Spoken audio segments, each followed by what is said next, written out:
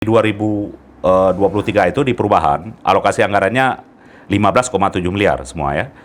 Nah, di 2024 ini kita menemukan itu ada 54 miliar. Itu jadi ada di Kabupaten Pidi, ada di Aceh Jaya, ada di Kabupaten Biren ya. Dan juga ada di Aceh Utara. Ada indikasi modus yang sama. Karena kenapa? Programnya sama.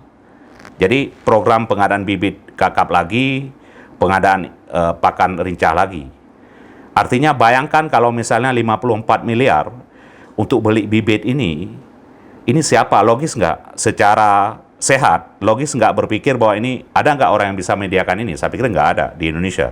Kepada PJ Gubernur Aceh, kepada Sekda Aceh, untuk segera mengevaluasi kebijakan program yang ada di 2024 ini yang sebesar 54 miliar. Berharap kepada Kejati Aceh, siapapun yang terlibat, ini harus diungkap dan harus diproses secara hukum.